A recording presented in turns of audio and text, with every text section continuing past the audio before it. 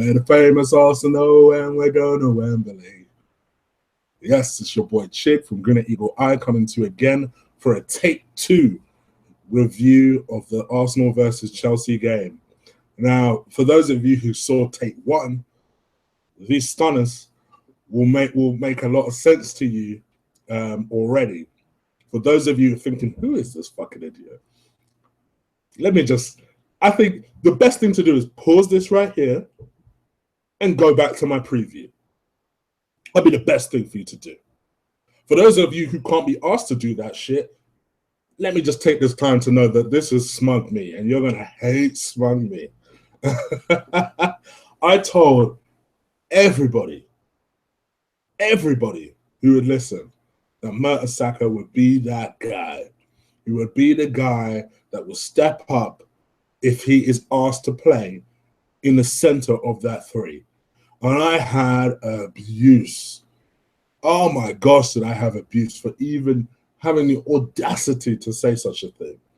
I had people saying to me, oh, bro, I'm such a big fan of yours, but my word, how the hell can you say something so stupid?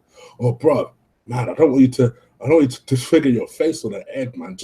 You should go back and do another video and just back out of the bet. Because I actually made the sense. I said basically, if Mertesacker, specifically Mertesacker, costs us that game, I hate eggs, but I would fry an egg and put it on my face and do a review with the egg on my face. Just to give you some sort of literal meaning of having egg on your face. Because I knew. One thing I've always said about Mertesacker is, listen, his pace is horrendous. That's not his attribute. But I think people started assuming that because he has no pace, all of a sudden he's a crap defender. The only mitigating circumstance that I'd give any Mertesacker critic for playing him yesterday was the fact that he hadn't been playing in over a year. But considering we weren't in the luxury of having defenders, and you have an experienced defender on the bench, and you had people who don't get it twisted, people I love like brothers, in their own previews saying, oh, well, forget Mertesacker, I would play Bellerin, or forget Mertesacker, I'd play Monreal. And yes, I know Monreal played yesterday and did all right. But those same people which would also say early in the season, well, why would you play a left wing back or a right wing back in central defense? It don't make any sense. Ignoring the central defender you have on the bench, you can't make that allowance for Holden but not make that allowance for Mertesacker. Mertesacker, I said it in my preview and I'll say it now, is the very best reader of the game in the Arsenal squad. He is. Forget his ability, forget his pace. Reading the game, he is the very best. And to be in the center of that defense, you need to have someone who is a good reader of the game. And he is. Simple as that. So I knew straight away that, well, if Mertesacker needs to be called on, play him in the center will be fine. And guess what? Not only was he fine, in my opinion, I'll spoil it right now. He was man of the freaking match. And I hate to be I don't really hate to be the guy. I told you so. I knew it. Of course I knew it. So hence why I'm doing the whole glasses inside thing like some sort of douche. Because quite frankly, this is gonna be my douche moment. I am gonna do the whole review with these damn glasses on, showing you, if you're gonna abuse me, at least make it for a reason. Make it for a good reason, not that Mertesacker is rubbish. All right, cool. But why can't he play tomorrow? Oh, because he's rubbish. Really? Why? For what reason? Not only did he do that, but he shut you all up in the process. I knew he had a point to prove. I knew if that was to be his last Arsenal game, he'd want to sign off in style. People forget he is our Arsenal captain. So Why did people think he was automatically going to fuck up? I had no doubt in my mind he would be brilliant. Did I know he was going to be, now in all fairness, did I know he was going to be that good? Fuck no. But I knew we weren't going to fuck up. So yeah, I'm going to take time to be proud of this one. I'll be real with you guys. You're going to fucking hate me, I know. But yeah, I'm going to be real with you guys. And I know what the second person I should give credit for is Arsene Wenger. Hey, I still don't know about playing Oxlade-Chamberlain left wing back, but all in all, he got the team perfect yesterday. Tactics were spot on. Subs were brought on at the right time, even though they were later than I personally would have brought them on. But it turned out in the end, it was perfect because it was one of those subs that had an impact and got the second goal and helped get the second goal. So I have no complaints about yesterday. For me, it's a shame that the shape wasn't changed a lot earlier in the season, and who knows where we would have been. But let's not put a downer on it. Let's focus on yesterday's game. If we're going to go into yesterday's game, and you guys have heard this for the first time, by the way, sorry, I haven't even explained why I'm doing this for a second time. Usually when I do these videos, I like to rewatch it, check the quality, check the picture quality, which I know some of you have bitched about in my last video, which I will address after this, and sound quality. And I'll be honest, I listened to the sound quality of my last video and I hated it. I hated it so much I couldn't put you guys through it, so I had to re-record this. So for those of you watching this live for a second time, I apologize, just bear with me. Going into the match ratings, I would say that Ospina was a 6 out of 10. For me, I just felt like he should have done better with Chelsea's goal. He kind of almost slapped at Costa's effort instead of properly just putting a strong hand and palming it away. It just seemed, I don't know, it seems like such an odd decision to me. But I'd give him a 6. But he did recover well after. I thought he made 2 really good saves after. So I'd give him a 6 out of 10. 3 at the back. I thought Rob Holding was fantastic yesterday. As my boy Liam said, better than Cavanero. I probably butchered that name and you're all laughing right now. I know I have. I just know I have. But fantastic yesterday. Absolutely fantastic. 8 out of 10. Metry, you guys know he's my man of the match. For me, I initially gave him 9 out of 10 in my first effort of this video. Fuck that. 10 out of 10. He came in and shut everybody up. By far and away the best motorcycle performance I've seen. Shut down Costa. And yeah, people will say, well, Chelsea did score, so can you give him 10 out of 10? Fuck that. I've given him 10 out of 10. Fantastic performance yesterday. Absolutely fantastic performance yesterday. Monreal, I'll give him a 7 out of 10. I thought he was okay without being overly effective as a centre back, but he's not a centre back. But I thought, you know, not too bad. Not too bad. 7 out of 10. Left wing back at the Ox. I'd give him a 6 out of 10. It's just not his position, but he did okay. He did a workable job. I thought defensively he went a bit missing on a couple of occasions. There was one occasion in particular where I can think of that Alexis had to drop back and actually help him out in defending. So for things like that, I kind of want to see him improve. I desperately want Ox to stay. I think you guys know I'm a big fan of Ox, and I desperately want him to stay. So I'd give him a 6 out of 10. On the other side, I thought Hector did really well. I still think crossing, I would love to see him improve, but his running was fantastic yesterday, caused so many problems. Could have arguably had a couple of goals if his finishing was a little bit better. There's one instance it kind of annoyed me where we were in a 3-on-1 situation. I think it was either Kante or Cahill, because those were by far and away. Well, actually, not so much Kante, but Cahill was by far and away the best Chelsea defender. I think it was Hector.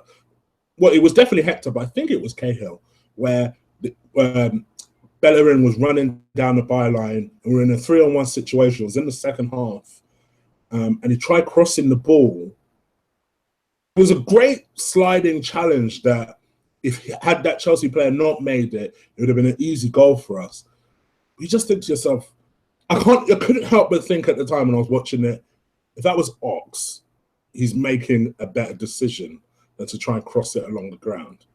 Like, he's trying to lift that over the player so that someone has a nice, easy header. But I don't know. Maybe I'm being harsh.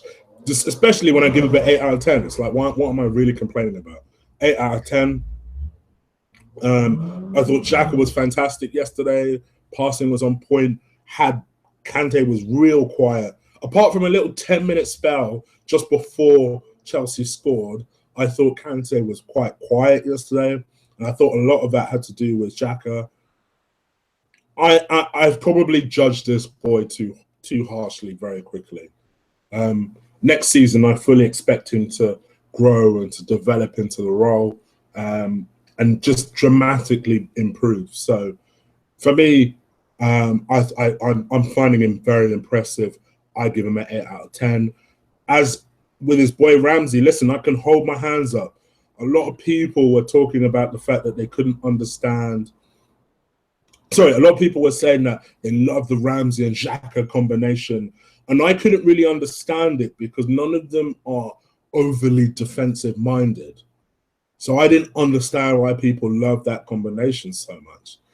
But I must admit, they have a great understanding.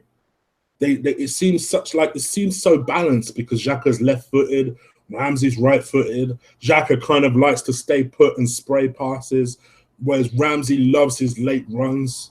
So it's a really perfect understanding that they do have. I would give Ramsey 8 out of 10. Hey, look, you guys know I'm not a Ramsey fan, but last 5 games, this boy's turning me. I just need him to have a season of consistency. But I'll tell you what, fantastic. And he got the second goal. He got the winning goal. So 8 out of 10. For Ozil, for me, actually showed up in a big game, the superstar. We just need a season of consistency out of him as well. You know, especially in big games. In big games. And yesterday, don't let Man United fans or Spurs fans tell you any different. Yesterday was a big game. There's a trophy on the line. And yeah, win the Europa League. Yeah. Cool. The one time Spurs finish above us, we still have more silverware than those fuckers. So sit the fuck down, every spud. Having said that, you know, for me, I give Ozil an 8 out of 10. Brilliant. Alexis gets 9 out of 10 for me. Fantastic in the first half. Absolutely faultless in the first half. Second half faded. But to be honest, considering the man is playing basically half injured, and he's still playing 9 out of 10s, fuck 300. Just pay him 500,000 a week and be done with it. Just give him an open checkbook and say, what do you want? Cool. There you go. Give it to him. What I'm hating is these stories of us. He wants 300,000, so we've offered him 268,000. It's like, what are we flipping doing? Oh, only at Arsenal, I tell you. Only at Arsenal. Anyway, 9 out of 10. Welbs, absolutely fantastic. Listen, don't get it twisted. Did he finish? No. Should he have got a couple of goals? Yes. Could you say that about almost every Danny Welbeck performance you've ever seen in an Arsenal shirt? Yes. But what Welbeck will give you, what you lose in finishing ability, you gain in hard work with Welbeck. The man runs and runs and runs. And I'll tell you what, you ask that Chelsea defense, they don't like seeing Welbeck. He was working that defense with his movement in a way that I don't think Giroud can do. Even though I'm going to praise Giroud in a minute, but I actually thought did really well, 7 out of 10. And I'll give Giroud 7 out of 10 because to be fair play to him, he came on, actually ran for a ball and crossed it in for Ramsey. Brilliant. 7 out of 10. I won't mark El Nene or Coquelin because I think they came on, shore things up, but they came on kind of really late at the end for me to give them an effective mark. And you know what? I give Wenger 9 out of 10. Listen, I think for me, it's the perfect way to go. To be the most successful manager in FA Cup history, to carry us to be the most successful team in FA Cup history. And I can already hear the sniggering of someone like Estelle or someone like, or any other United fan or a Spud or anything like that. Let's calm down with the sniggering. Because the way I see it is the FA Cup is one of the biggest competitions in the world. One of the oldest competitions in the world. Everyone's at least heard of the FA Cup. And we're now the most successful team of the FA Cup. So the way I see it is, for Wenger, that is not a bad way to just go. I worry that on Wednesday morning I'm going to wake up, my phone is going to pop up and he signed a 2-year extension. I'm trying to believe the way Colin and Lee are so adamant he will leave, but we'll see. But for me, I've given props yesterday. Fantastic, fantastic tactics. 9 out of 10. The fans were magnificent yesterday. By the way, 10 out of 10 for them. And that's it. Season over. Season done. And at least in what has not been a great season, let's just be real, we at least ended it on a high and saved the very best performance until last. That's it from me. I've actually recorded this twice. I'm hoping this one turns out well. Do let me know what you thought about yesterday's performance down below. I'm going to take this thing off because even I'm getting douche chills now. Do let me know what you thought of yesterday's performance down below. And yeah, also if you're listening to me for the first time, don't worry. I don't always wear the glasses. So you can hit that subscribe button. Hit that subscribe button for me and do crush that like button for me because it always helps. Tomorrow, you guys know this, I'll be on I'm hosting almost like a panel type show where there'll be 5 other guys, all of them you know or have seen on this channel before, from Colin to Tops, to Henry, to Sam, and to the famous Lee Gooner, who was actually at the game yesterday. So he'll give us a good perspective over what he thought yesterday. If you've not already watched his review, which I can imagine all of you guys have done, go to Gunner Review if you haven't. Gunner Bang, I should say, if you haven't. Until then, do tune in for tomorrow. It'll be Bank Holiday UK time, 5 p.m. And you'll get to see all 6 of us on tomorrow. So it will probably be a clusterfuck, but it'll be a fun clusterfuck. And where we're just going to be reviewing the entire season, and I'll get a grade from each and every one of them. It'll be interesting to see if winning the FA Cup affects the grade they give. So we'll see. All right, people, I'm out of here. Sorry again if you're watching this twice, and but I hope you've enjoyed it nonetheless. I'm out of here. Take care. Peace.